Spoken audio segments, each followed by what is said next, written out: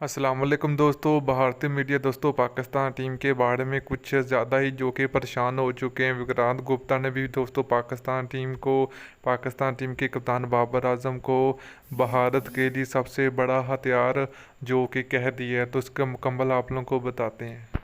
Final हारा था aberration थी वो दोनों टीम वो हो गया। अगेन क्रेडिट टू पाकिस्तान, वो टूर्नामेंट जीते। ऐसे तो वेस्ट इंडीज भी कह सकता है कि 1983 में हमारे एबरेशन थी, जो भी है। बट मुझे लगता है कि जो ट्रेंड्स उन्होंने जो बैलेंस आउट किया है वो किया है 2021 वर्ल्ड T20 से। तो वहां से बहुत कुछ चीजें चेंज हो गई हैं। जैसे साल में आप एशिया कप खेल रहे थे, पहला मैच तो इंडिया बिल्कुल ठीक था दूसरे में, फिर अगले मैच में अचानक से आपके दबाव से पहला भी वैसे हुआ। पाकिस्तान तो नथिंग टू लूज वाली बात आ जाती है भाई। अभी भी आप देखो, हम सब अगर ध्यान से देखें, हम अभी कह रहे हैं अरे अहमदाबाद में मैच होगा, 1,30,000 लोग, अरे ये हो जाएगा, बाबर आजम, कोई कहता है 0 पे आउट हो जाएगा, कोई कहता है फलाना हो जाएगा। वहां से आवाज नहीं आ रही। जब यहाँ से आप आवाज इतनी लगाओगे ना, आप अपने प्लेयरों को दबाव में इतना ले आओगे कह के, अरे बाबर को 0 पे आउट कर देंगे, अरे उसको शाइन की देंगे। You are adding to the pressure. Sir ये माहौल तो पहले भी बनता था ना, गलत है 20 साल बाद। बीच में नहीं बना। बीच में पाकिस्तान की टीम इतनी कमजोर थी कि आप उम्मीद ही नहीं कर रहे थे कि हाँ, बट आई थिंक बीच में इतना नहीं था। ये पिछले 2 साल से ज्यादा, 2 साल से बहुत ज्यादा हो गया। और आई थिंक वो जो स्पोर्ट्स चैनल्स ने भी वो शुरू किया था ना, मौका बाप बेटा, I think that has created pressure. क्योंकि इंडिया की टीम ऐसा तो है नहीं कि वर्ल्ड कप में कभी हारती नहीं उनसे, कभी ना कभी तो हारना, अभी हारेगी। ऐसा तो नहीं है कि सारी उम्र हार नहीं सकते यार। वो एक मैच हारना था, वो हार भी गए। लेकिन आपने इतना खौफ डाल दिया था कि तुम तो हार ही नहीं सकते, खबरदार हारने की सोची भी। क्यों नहीं हार सकते यार, अभी तो हार ही सकते हैं। जैसे पृथ्वी जी का एक सवाल आया, वो कह रहे हैं विक्रांत सर, करिए जो पाकिस्तान मैच जीता था उनकी बॉलिंग से नहीं बट लोअर ऑर्डर बैटिंग से जीता, क्योंकि वो फ्लैट ट्रैक था और वो 350 प्लस चेज करने चाहिए थे। अगर उन्होंने शाहीन, नसीम और हैरिस नहीं खिला रखे तो वो भी कह रहे कि उस मैच में शायद वो 300 की जगह 350 बन जाते। ये शायद वो कहना चाहते हैं। कौन सा मैच है? अफगानिस्तान वाले की बात कर रहे हैं। फॉरेस्ट ऑस्ट्रेलिया मैच ही नहीं है सर, मुखालफत में। और हम ये बोल के अपनी टीम के लिए गड्ढा खुद ही खोलते हैं। भूख सट्टा करें राहुल भाई, आपका क्या एक व्यू पॉइंट है शार्दुल ठाकुर जिस तरीके का माइंडसेट वो खिलाड़ी लेकर आते हैं? भाई वो दिल वाला खिलाड़ी है, मतलब पूरे दिल से करते हैं, चाहे बैटिंग करे, बॉलिंग करे, फील्डिंग करे। बॉलिंग उनकी बहुत ज़्यादा आंकते नहीं है लोग कि यार बहुत ही सेंसेशनल बॉलर होंगे, बट वो कुछ ना कुछ है उन पे। हमेशा आप इंडिया के लिए मिडिल में सबसे ज़्यादा विकेट है उनके पिछले फॉर्मेट हो, आप उनसे एक्सपेक्ट कर सकते हैं कि कुछ ना कुछ आपके लिए करके कोशिश करते हैं।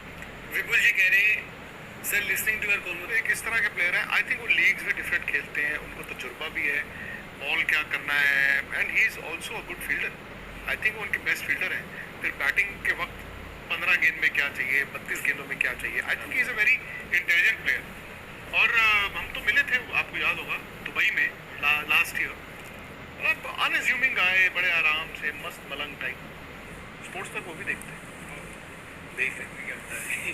नायक फ्रॉम मैंगलोर कह रहे हैं पाजी किस्मत का खेल दिया मेरी, और 22 में मैं मानता हूँ, बट पाकिस्तान हमेशा 1992 ऐड कर दो, वो टीम हमेशा टेक ऑफ लेट शुरू करती है, but they know how to peak. और मेरा मानना बड़ी टूर्नामेंट में जो टीम नीचे से ऊपर आती है वो हमेशा डेंजरस होती है। अंकित रॉय कह रहे हैं इट वाज क्रॉस स्पोर्ट्स। शुरुआत आपसे क्रिकेट भी इंक्लूडेड है। राहुल भाई से शुरू करते हैं। राहुल भाई से शुरू कराएं, इनका मौकिफ कल का भी गोल्ड देखा है। रिसेंट टाइम की बात कर रहे हैं, मैं तो कह रहा हूँ history of Indian sport, I think he is the greatest. कोई अगर आप मानते हैं कि जो एथलीट है इसलिए, या ओलंपिक गोल्ड और वर्ल्ड चैंपियनशिप गोल्ड, उन्होंने जो कर दिया है वो हम सोचते ही थे। और आप देखिए ना क्या कंसिस्टेंसी, उनका तौर तरीका, कंडक्ट, और जिस हिसाब से हर इवेंट पे आप करने जा रहे हैं। और हम उस खेल की बात कर रहे हैं, सबसे बड़ी बात, जहाँ पे कंपटीशन ऐसा नहीं है। हालांकि इसमें ऐसा नहीं है कि जो बाकी के खिलाड़ी हैं उनके अचीवमेंट्स को मैं नीचे कर रहा हूँ, या अगर मैं सचिन तेंदुलकर को मानता हूँ गोट है वो क्रिकेट में, तो ये उनकी प्रॉब्लम नहीं है कि वो जो स्पोर्ट खेलते हैं उसको सिर्फ 10 लोग, 10 देश ही खेलते हैं, 15 खेलते हैं, 20 खेलते हैं। यहाँ पे नीरज चोपड़ा का कंपटीशन है कि कोई भी उनको चैलेंज कर सकता है। नीरज चोपड़ा से भी आपको जो चैंपियन मिले, 200 जो लोग, 200 देश नहीं पहचानती, fast bowler, allrounder, hard hitting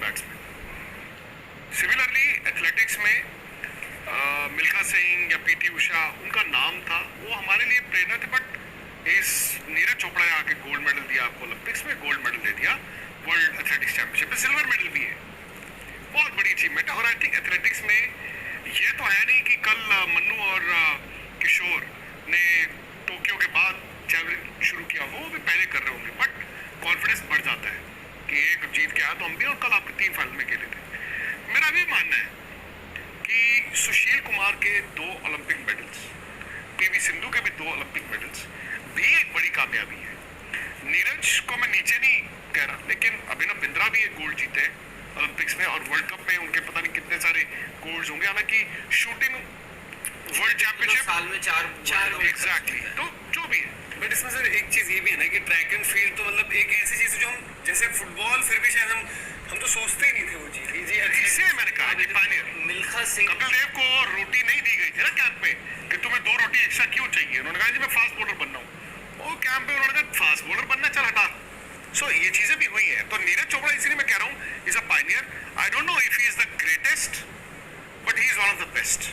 तो जिस ग्रेटेस्ट में ना आपको अगेन होता क्या है कि आज से 40 साल पहले आपको ध्यानचंद का नाम याद होगा, आज लोगों को उनका नाम याद नहीं है। बट आई थिंक नीरज का नाम ऐसा रहेगा, वो आप कैसे भूलोगे, उन्होंने इतने फर्स्ट मतलब कर दिए हैं। नहीं, मैं I am not denying that. मैं ये कह रहा हूँ कभी कभी क्या होता है मनोज, जो टीम इवेंट्स होते हैं ना हॉकी क्रिकेट, उसमें मतलब हम सिर्फ वर्ल्ड कप ही देखते हैं कि नहीं आया। तो मेरा ये मानना है कि ध्यानचंद, गावस्कर, कपिल देव, तेंदुलकर, ये किसी से कम नहीं थे। But again I think individual और टीम में ये फर्क है, इंडिविजुअल और टीम में ये फर्क आ जाता है। बाकी नीरज चोपड़ा की मैं अच्छी बात, मैंने प्रेस कॉन्फ्रेंस अभी मैं शो भी करके आया, उन्होंने कहा जी मैं प्रेरणा लेता हूँ उन लोगों से जो रुकते नहीं। उन्होंने कहा जी मैं तो अभी चल रही है मेरी जर्नी, और मैं देखता हूँ कई ऐसे टॉप क्लास एथलीट्स हैं दुनिया में जो ये नहीं कहते चलो 1 मेडल हो गया, काम हो गया, चलो मैंने ये भी जीत गया, हो गया, और जीतेंगे ना, और जीतेंगे, और जीतेंगे, और जीतेंगे, उसेन बोल्ट बनेंगे, माइकल फेल्प्स बनेंगे, कार्ल लुइस बनेंगे। वो आई थिंक दैट्स द, अगले साल पेरिस विल बी मतलब दुनिया खौफ खाएगी। और यहाँ पर भी है ना कि जैसे जब वो नीरज, आई थिंक टोक्यो के टाइम पर उनको शायद उन्होंने वेटर ने बोल दिया था कि नीरज तो बच्चे हैं टाइप, ऐसा कुछ बयान या कुछ आया था, और कंपटीशन था उनके सामने। बट आज की डेट में जो कल राहुल भाई ने भी जो सवाल पूछा प्रेस कॉन्फ्रेंस में कि बाकियों का पता ही नहीं चलता, कभी 82 चल रहा होगा, कभी 84, एक बारी सीजन में 88 भी आ जाता है उनका। बट नीरज के साथ ही रहता है कि चाहे वो इंजरी है चाहे कुछ है, वो 87-88 है तो वही मेंटेन रहता है लगातार। ऑब्वियसली एक उनका 90 मीटर का जरूर एक हुआ है, बट